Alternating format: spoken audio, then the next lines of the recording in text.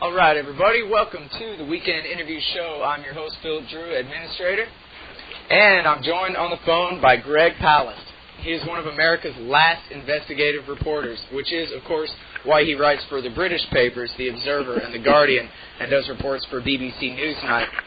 There's a new expanded edition of his book, The Best Democracy Money Can Buy, The Truth About Corporate Cons, Globalization, and the High-Finance Fraudsters, out now. Welcome back to the show, Mr. Palast.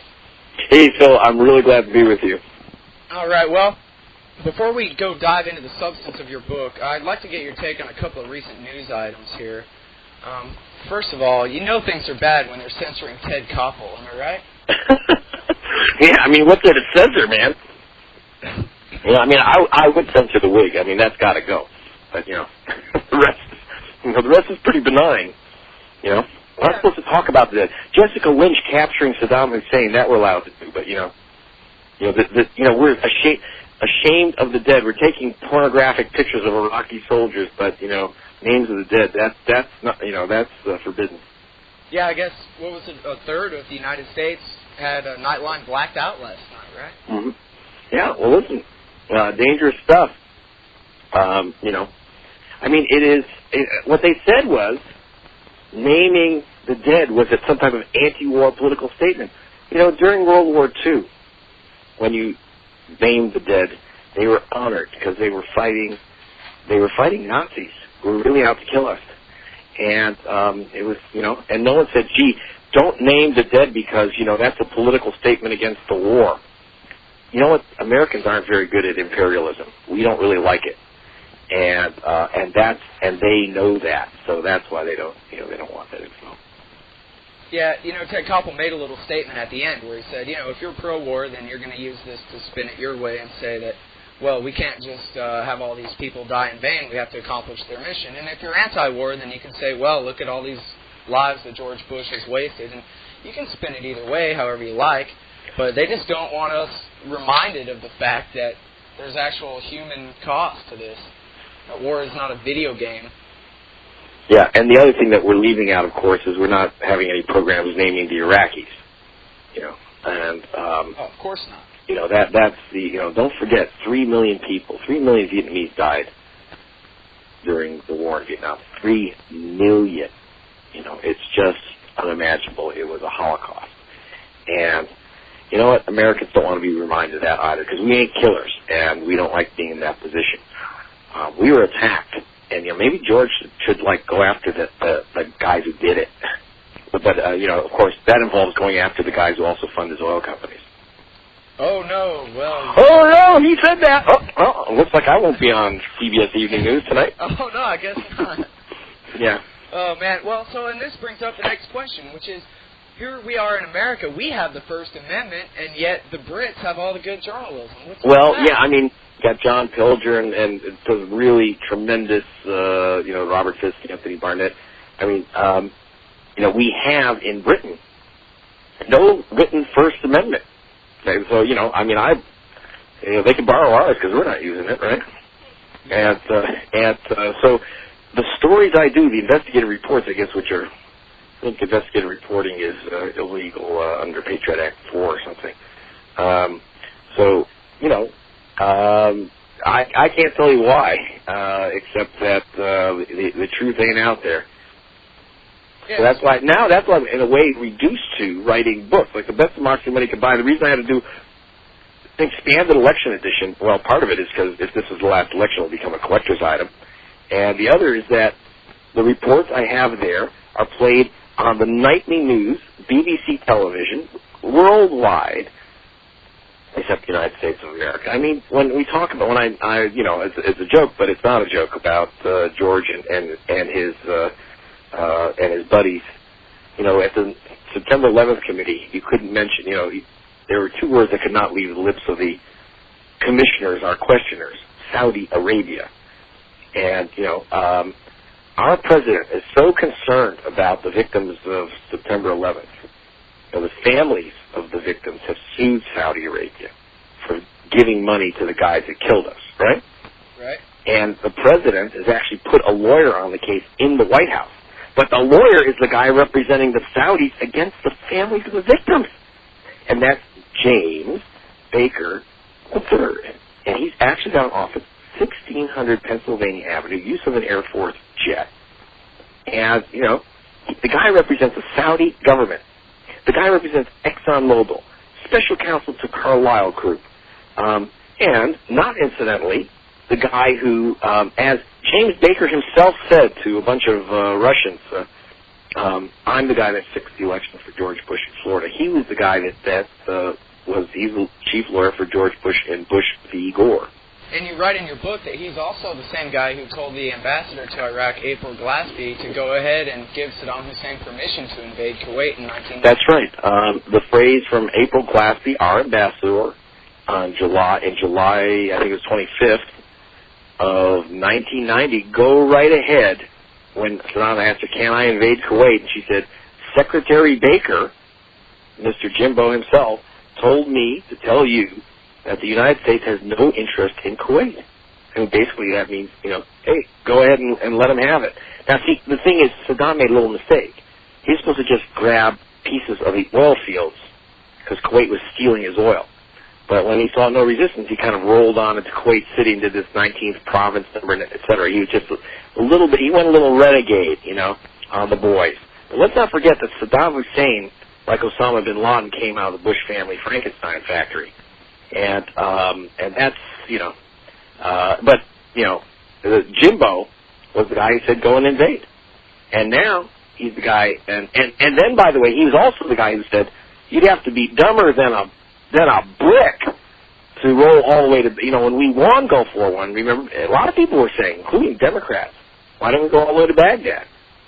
And Jim Baker and Colin Powell said, you have to be dumb as a box of rocks to occupy. If you invade Baghdad, you have to occupy Iraq, and you have to be completely insane to do that. Well, here they are. Circus is in town, and we're bringing home our boys in boxes. Wow, so this is a whole can of worms here, and I'm really not sure I understand completely. Perhaps you can kind of describe what exactly is going on with the relationship between the Bushes, the Saudis, the Exxon and James Baker, and well, here's what's happening between big oil companies and big government, or what? Yeah, well, I mean, there's the oil Democrats and there's the oil Republicans. In fact, I just spoke to lobbyists for the industry. Jim Baker's the big fundraiser for the Republicans, and his partner Ed Morris of Amron is the big fundraiser for the Democrats. So, so you got the oilocrats win the election either way. However, I'm not one of these cynical guys. There's absolutely no difference. You know, I want to be a little bit cautious there, because I will say that, you know, in my investigations, I found out that President Clinton, not necessarily one of my favorites, I got to tell you, but he did in the year 2000 send two delegations to Saudi Arabia to say, listen, would you stop giving money to the guys that are killing us? Because, you know, Osama had already bombed the embassies. And he tried to rocket Osama in Afghanistan. And Robert Oakley, now this is the guy that advised the Bush administration in their transition from Clinton, right? Oakley said, we have our Bush team has no big problem with the Clinton foreign policy except for Bill Clinton's fixation with eliminating Osama bin Laden. Oh, so I wish that Mr. Bush swatting at flies. It was that he didn't want anybody swatting at anything. Yeah, he was swatting at flies. I think he was, eating flies, but they don't like to say that with that long tongue. You know? Have you ever noticed that when he lies, our president, I shouldn't say lie, when he says something fabricates or when he repeats the lies that are told him, remember, he's no longer responsible, right? You read Bob Woodward. It wasn't the president's fault. They gave him faulty intelligence. You don't call it him. Anyway, he always sticks his tongue out between his teeth. Have you ever noticed that little habit he has? You know, he talks about no child behind him. Yeah, he keeps his eyebrows knitted low because I told him to stop looking like a deer caught in the headlights. And then he sticks his tongue out between his lips. You can't watch a speech anymore without that driving you completely nuts. You know, he says, we are going to Iraq to bring them democracy. Lick, lick. And I just had an interview with, James Garner, with Garner, our the first Pasha we put into power in Iraq, if you remember. This was before Jerry Bremer. And I interviewed him for BBC News, Jay Garner, and,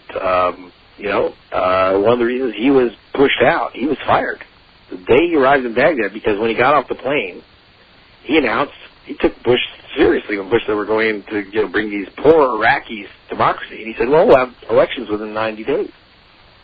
You're fired. And Rumsfeld got on, he said he got a call from Rumsfeld that night. Don't unpack. You're out. And the thing is, and the reason is that, well, first of all, you can't, there's no sense having free elections in Baghdad before you have them in Florida, right? But what you do need, the other problem was, I uncovered, you'll find this also in the new version of Best Democracy Money Can Buy, is that I have a 101-page document from inside the U.S. State Department, which was begun, like, days after the inauguration, literally before they returned the rented tuxes from the inaugural ball, that they already were working on what they call the long-term options for disposition of the oil of Iraq.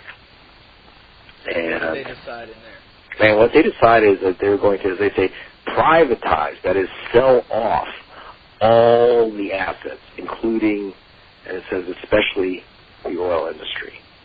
And actually, there's been a little tussle at the top I've been finding out between the neocons and Big Oil, because Big Oil doesn't want absolutely everything stolen. They need one central oil-buying national oil company so that they can maintain the OPEC quotas.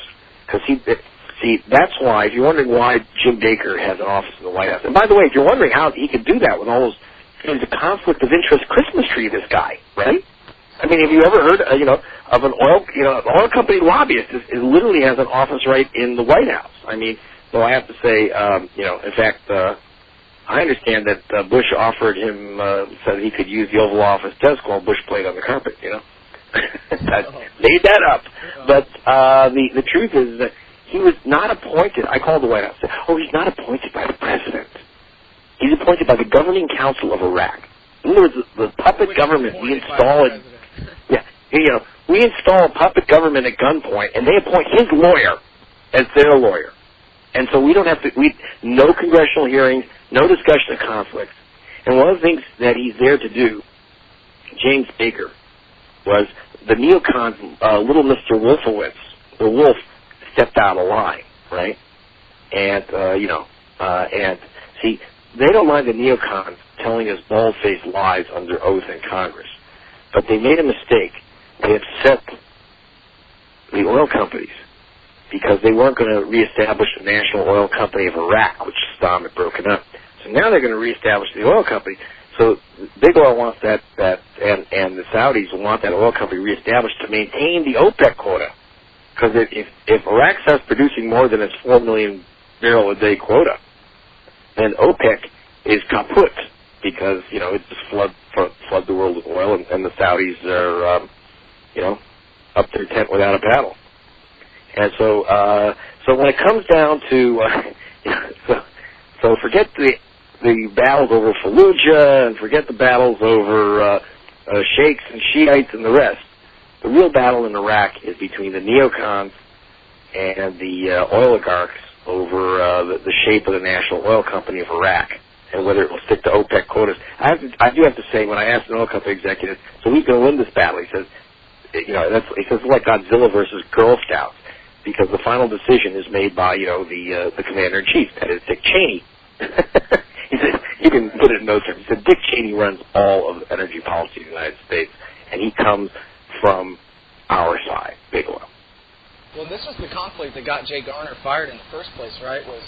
I remember seeing a front line about how the State Department and the CIA had come up with this whole plan that Jay Garner was supposed to do, and then how Cheney, in that case, had taken the side of the neocons and forced Garner out and put in Jerry Bremer, and that's right. Was going to let the neocons put their guy Chalabi in place and all that kind of thing. So is this continuation of that same conflict? Yeah, and what's happened is that so Cheney, though, now is spanking the neocons because they said those words that may not pass anyone's lips in this White House, which is that we're going to bust OPEC and bust the Saudis. So the neocons are getting too big for their Humvees. Right. You know, that was one of the problems. See, I mean, this is, and I'm working on this now for Rolling Stone, as a matter of fact. But you know, the point of the book is to let you know what you're not. You know, what is now kind of Sami's information. I mean, but it's all over the world press. I mean, I actually did an interview with Jay Garner for BBC, I mean, which you couldn't see in the United States of America. And frankly, he's kind of reluctant to speak on camera in the United States of America because he gets savage. I mean, they ran stories about this guy planted by the White House. The White House did a hit on their own guy because they didn't want anyone talking democracy. They said he was incompetent, he was hapless, he was unlikable, blah, blah, blah. I mean, and they replaced him with a guy.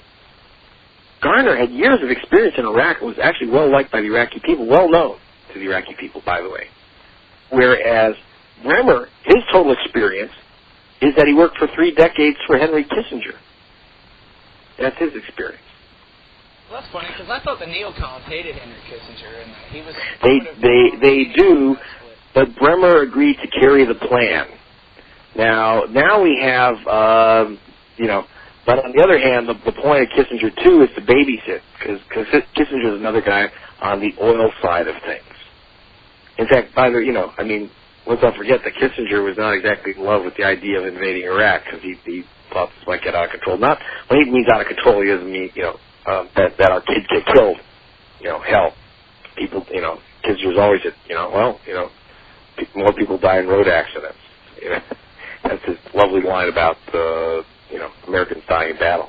But he, you know, out of line means crossing the oil companies, who are his clients as well. Right, and you know, I think this is something we talked about last time you were on the show, was that the neocons, they're so pro-Israel and so anti-Wahhabi, whatever it is, that really they're bent on invading Saudi Arabia if they thought they could get away with it. And so now they're being spanked. You don't ever talk about invading Saudi Arabia, you know, messing with their OPEC quotas.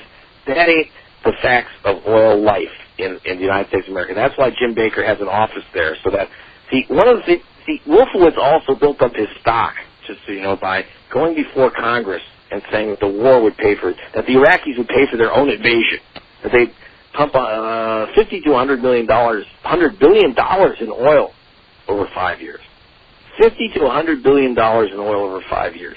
Well, of course, the oil guys, you know, are rolling their eyes while he's saying this. I mean, this, you know, we'll find that oil with the weapons of mass destruction.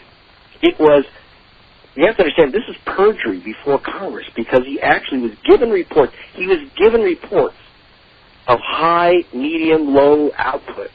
And not one of them, the highest fantasy output, was nowhere close to that. And the reason is that if you actually try to pump $100 billion worth of oil out of the ground, who are you going to sell it to? You'd collapse the price of oil. You'd never make it. So, you know, so the oil guys are rolling their eyes, but he was saying, he was telling the soothing lie to get the point across. But now that the neocons are saying, oh, well, look what we did, you know, we got the war, we got a war on, you know, their pornography got everyone hot to invade. And, you know, that's, but now their usefulness is over, and now the adults move in and say, you know, forget the, you know, see, no one cares. At the upper level of the Israeli-Palestinian thing, he's like, that's off the map. You know, those people over there, they're in NOPEC, you know, not oil, not petroleum exporting countries. You know? Right. You know, they don't care. That's for you know, the front page and the pundit. Yeah, you know, right. It's just, you know. So what you're talking is you know, the big money, the big action. Follow the money, and when you follow the money, you got to follow the oil. But you know, one of the other things that I want to bring up in the book is the reason why it's called the Special Elections Edition too. Is that, you know, the book keeps getting bigger. Is we are now moving. You know, we are now our president has signed something called the Helping Americans Vote Act. Wait, hang on. Let's get to the whole electronic voting scam thing. Oh yeah. But on the Iraq thing, I wonder. I mean, I know that, you know, like Karen Katowski says, that the goal was to go in there and build 4 bases and have 4 bases. Yeah. And I kind of wonder. That was one of the goals, yeah. With all this, the torture story that CBS sat on for a month and then finally put on TV after it was going to get out anyway, and the disaster of Fallujah and Najaf with Sadr and all this mess. I wonder, is it really realistic from James Baker's perspective to think that we can really hold on to the oil? I mean, isn't that just too bad a PR at this point? Aren't we just going to have to get out? Well, that's the point of, see, that's why the oil company, that's the other reason, by the way, that the oil companies are pushing to tape back together the National Oil Company of Iraq. See, Saddam had broken it up because he didn't want a big oil company that could basically challenge him, see? So he broke it up into three parts. They want to put it back together so we'll hold to the OPEC quotas. And the advantage is that we can say, hey, we didn't take their oil. They've got a national oil company. But then what happens is that the actual production then is run through something called PSAs, profit-sharing agreements, which are very, as one oil executive said to me, will be very, very sweet. And it was just like they have the deal with Aramco, which is, the Saudi Arabian oil is all moved through Aramco, which is the Arabian American Oil Company. And technically, it's Saudi-owned, but, their partners are the Arabian American Oil Company, obviously benefits the American majors. In fact, the Wall Street Journal yesterday, if you caught it, had the very good news. See, you keep saying things are going badly, but you got to remember, yesterday the Wall Street Journal announced that both Exxon and Shell Oil earned record profits. Oh, then everything's going great. Everything's fine. I don't see what the problem is. I mean, it's fine. But again, yeah, you're right. They can't. That's why now the oil company plan is almost a lock-in because it allows the fantasy that we're going to let Iraqis have their oil. But that's not in the game plan. They're not going to have their. So the reason we don't have elections is that there's no government, and I don't care whether it's that banks or Chalabi or Shiite or Shoshone. They're not going to. As Jay Garner said, they're not going to give us their oil on the terms we want. So therefore, they're locking in the deals now. In fact, you should read this stuff from Paul Bremer. He's given them a flat tax code. He's given them it's a free fire, free trade zone now. No tariffs. The only major nation on the planet without tariffs. The whole right wing free market fruitcake agenda, and he begins each of his orders with I, Paul Bremer III, under my authority, under the usages of war. I like that phrase, usages of war. I mean, I always thought, the tragedy of war, the sad, the horror of war, but there's usages of war, and these guys have figured out. That's how it's working. So, I want to pick a fight with you about this whole right-wing free market thing. There are a few times throughout your book, and I just finished it this morning, where you go ahead and put the ironic quotes around free trade. But a lot of times you don't. And a lot of times you seem to completely mix the idea of free trade capitalism with as though it's perfectly the same thing as this Cheney-style mercantilism, which, to my mind, much more resembles the British East India Company than anything that Adam Smith would approve of. Right. Well, let's remember, Adam Smith was a radical lefty. I don't know how the right wing suddenly picked him up as their guy. He was against privilege, power, and special inside deals. When we talk about it, the reason I say why I go after the free trade, the so-called free trade game, is that it's anything but free. Right. They're not really talking about free anything. Okay, it's never balanced trade. That's why I quote a lot. If you'll see in my book, I have a section called Globalization and Discontents, right? Burn the olive tree, sell the Lexus. It's a response to Thomas Friedman. Joe Stiglitz, who was chief economist of the World Bank, said, look, the type of free trade that America and Europe is talking about in dealing with the rest of the world is free trade like the Opium Wars was free trade.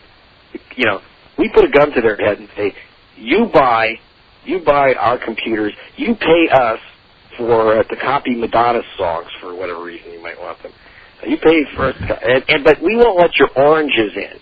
We won't let your cotton in, And so it's a one-way deal, and the free trade is never free because there's no gain in that. I mean, someone's always going to put in the fix.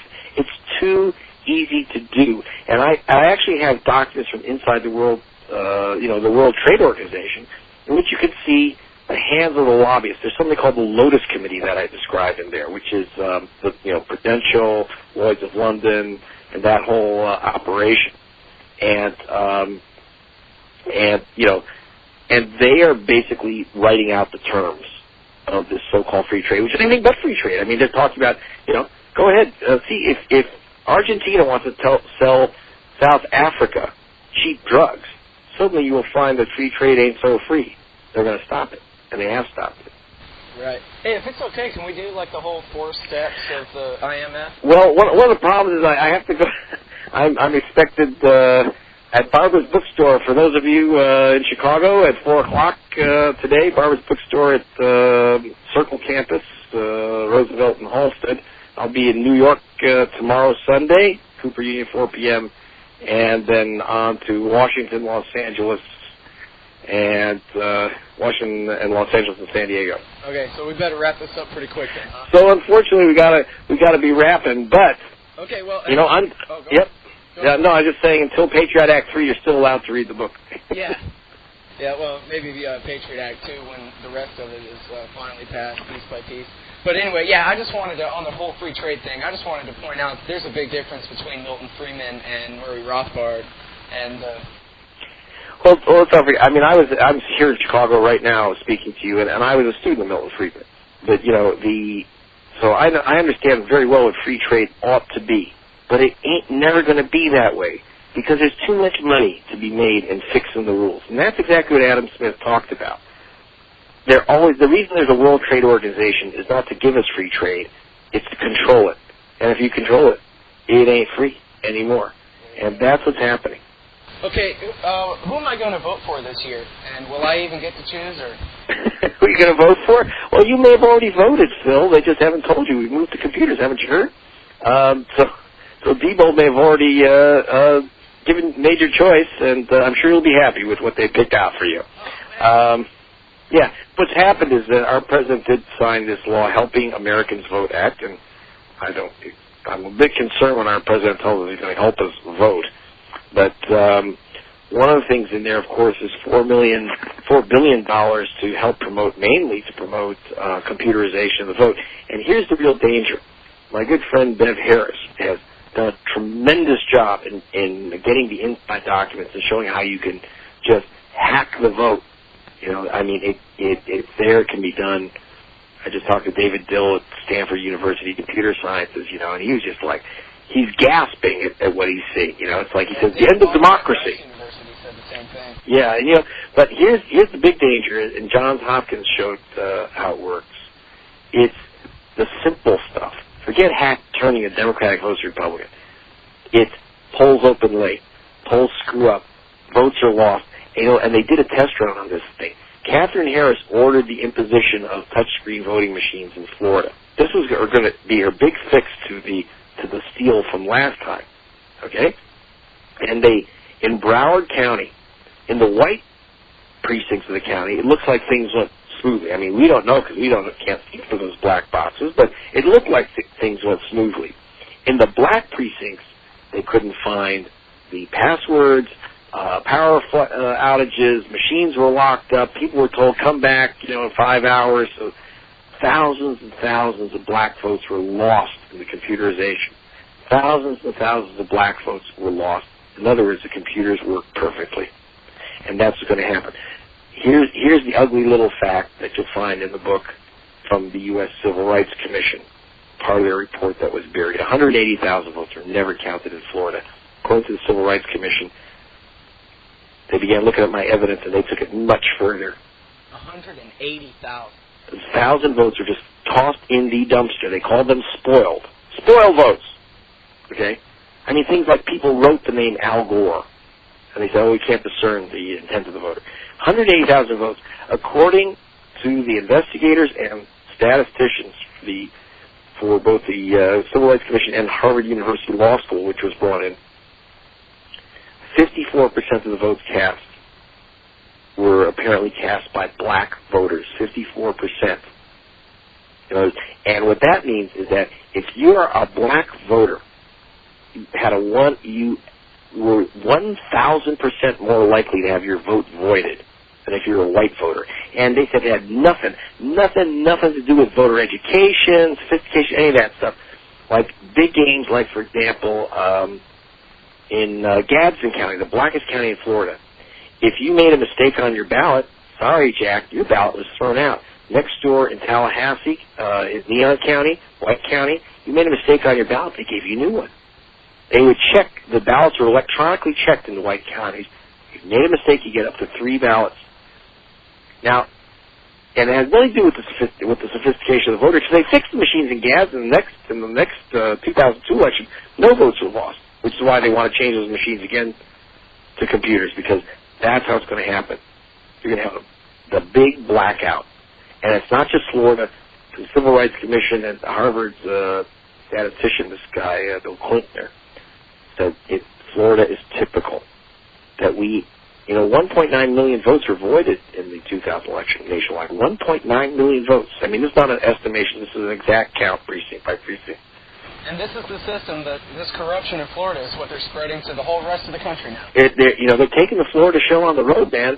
And that's why I'm also writing the new edition now, because last time I broke the story of how they stole the election, within weeks of the election, but it was afterwards. I figured we better talk about stealing the election beforehand to kind of put out the burglar alarms. Right. Well, that's the point. I sure am privileged to have you on the Weekend Interview Show. I want to ask you one last thing before you go. Okay. I've been trying to find out the answer to this question. I knew it was something, but I just didn't know what it was. Okay. Until I read your book. I guess I got to this part yesterday or the day before, and I went, wow, there it is. Why was it that the Republicans impeached Bill Clinton for the blowjob scandal and not for all the Chinese money and technology transfers and so forth? And you finally answered my question. Bless you, Phil, for finding it. I thought that was an important story. We ran it in Britain, in the most important Sunday paper in Britain, and what it was a deal was cut. And I was told this by the Democratic leadership. The deal was cut. We don't go after Bill Clinton's Chinese money, which is really an impeachable offense. Taking $1 million from the Chinese is like not to be done. It's a felony and a fairly reasonable reason to lose office. Absolutely. So why didn't they go after what was the real thing instead of the zipper stuff? And the answer was the Democrats said, you back off Bill's Chinamen, and we will back off the Koch brothers, K-O-C-H, Koch brothers. These are the guys that put up $25 million in funny money, illegal money, into key Republican districts, which turned the congressional majority over to Newt Gingrich. And that's so that the Clintons had their billionaires, the Riadis, Republicans had their billionaires, Koch brothers, and they said, it was another case of let's make a deal.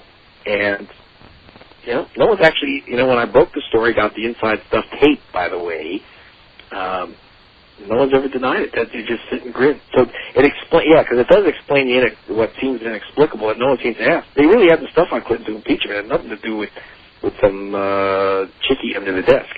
Yeah, I mean, hell, I had enough to impeach him for the China connection. Yeah. And I was just sitting at home clipping crap out of the New York Times over 10 months late, You don't need much. Yeah, no, it was sitting there. It was sitting there. So, and in fact, see, the reason I got that information, just so you know, if you're wondering why they dropped that on me, some of these Democratic insiders, they were hopping mad. They said that Monica was kind of a breaking the deal. But on the other hand, it was still too sweet a deal to kick over, because again, then Clinton would have been in real trouble. So they took the hit on Monica, which, not surprisingly, it was no surprise at all that Clinton survived that. Well, sure, they knew, and that was the whole deal. And if you look at the year 1998, they knew by summer that there was no way he could ever be impeached for that. But I think it was May of '98 that Jeff Gerth in the New York Times started writing about the missile technology transfers, and they had the Cox Committee meeting. And it was after that Clinton went and perjured himself before the grand jury, as though he wanted, go ahead and impeach me for the Lewinsky thing, because I know I'll never be removed for it. But it's the old circus. Thing back up again. I did not have sex with that woman. Mission accomplished. They learn how to pull out a new circus act when the people need to be distracted. That is, and so that's the idea. So anyway, so you could let's get together again and go over the rest of the nasty stuff. Let's not agree too much, Phil.